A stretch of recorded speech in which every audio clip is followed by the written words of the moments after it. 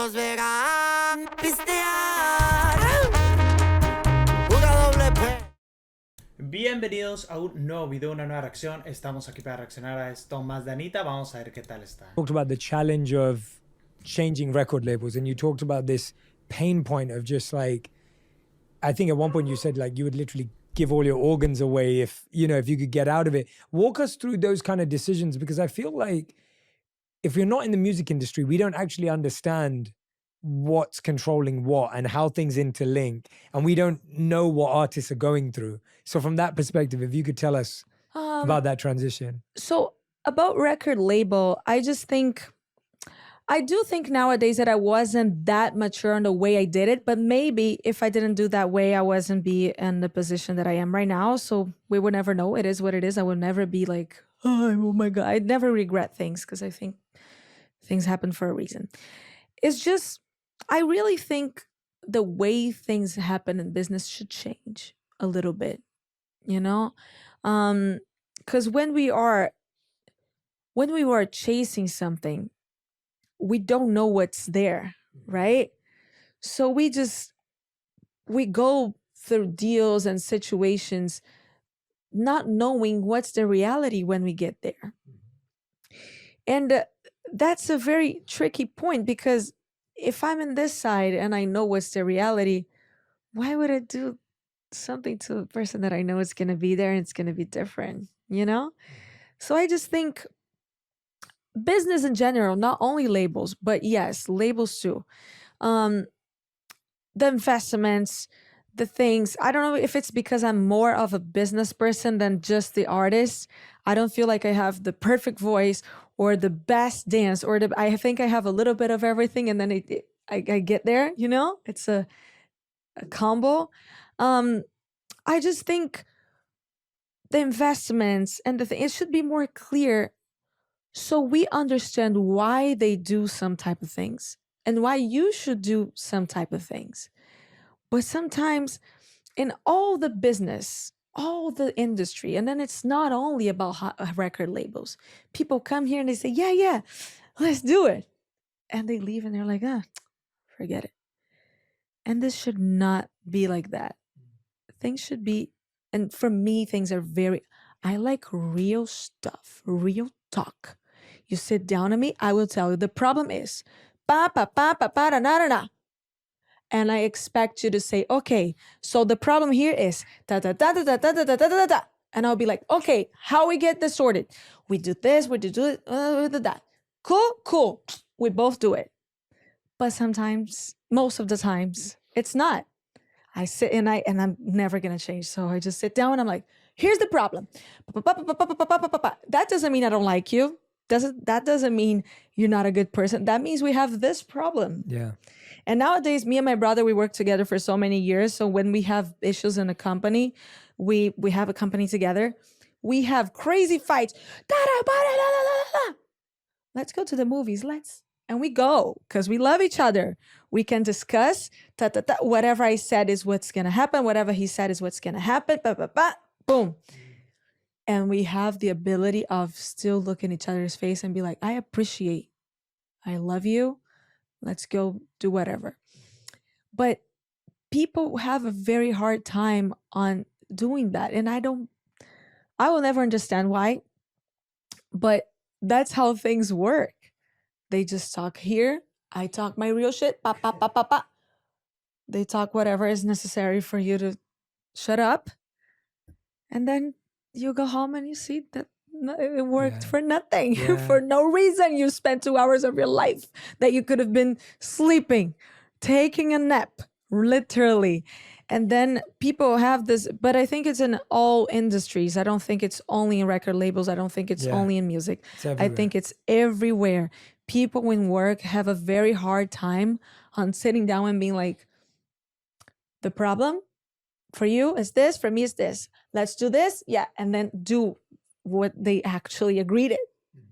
It's so for me, I don't know, maybe I would never get to understand the way business run. That's why I go slow and with my hard times, but I go. That's brilliant. I love hearing that. And I can see I want everyone who's listening, if you're not watching, when I'm sitting with you, it's so resonant to me that it's such a peaceful place with that. And what I think is really beautiful and special, I was in Bhutan recently this year, and Bhutan's known for measuring gross national happiness, not GDP. So they measure happiness there, and they have spiritual tradition and where culture. is that? It's landlocked between India and China. Okay. So it's a tiny country, but they have this incredible heart of spirituality that runs through everything they do. Uh-huh. And the king famously said they measure GNH, gross national happiness. So I was visiting there this year, and I met a filmmaker there. His name was Pao, very wonderful gentleman, very, very talented. And he, with a very small budget for a movie, made a movie that got Oscar nominated, but Bhutan wasn't even on the list of countries to have an Oscar nomination. But because of him now, the movie got, the Bhutan is now on the list. And I often think about that with cultures, traditions, genres that we don't know about yet, that there aren't a Grammy Award for, that there aren't, like you're saying, like there isn't a place for Brazilian funk. Like what playlist does that go on? But I think that's what the world is looking for right now, this opportunity to be introduced. I'm always looking for discovering new. I was talking about records. I really got into collecting records, and I was traveling, and I really got into Brazilian jazz lately. And I never knew about Brazilian jazz growing up. And if it wasn't for the ability to bump into something. And so I actually think what you're doing for music, for the audio library, for people to have these experiences is really cool and powerful. Because just like Pao, who's trying to tell the story of Bhutan, that like you asked, where is that? A lot of people don't know where Bhutan is, and they don't know what it is. But because of Pao now, they can watch his movies and understand Bhutan. And similarly with you, someone who may not know about Brazilian funk is now going to have the opportunity to understand what that is and what that feels like. And you think about that, like someone had to be first, whether it was hip hop, Yes. whether it was, and it's always gonna be harder for the first. always harder. It's always gonna be harder Always for the harder. first. I know that. And even nowadays with funk in Brazil, it was not playing in the radios. It was not, the events couldn't play funk. It was very hard. We could only listen to it in the favelas, inside of the communities. So it was a big, big fight. Nowadays, people forget it. But at that time, me, my brother, that we worked hard for it to happen, we remember very well because we know the struggle. But I actually used to care a lot if people remembered or not. Nowadays, I just don't care. I just want to have a good time. I just want to be happy. Because before I was doing it, but I wanted the credibility of people saying that I was the one who did it. And that there was this time my therapist, which is my shaman, she said, so why are you doing? I was like, oh, because, I want to change people's lives. And she was like, oh, so why do you care if people acknowledged if it was you or not? If they changed the life, that's it. That's what you wanted. And then I was thinking, I was like, what if ego trip that I was, right? Because I was saying it was for the people, but I was very worried with if the people were saying it was me.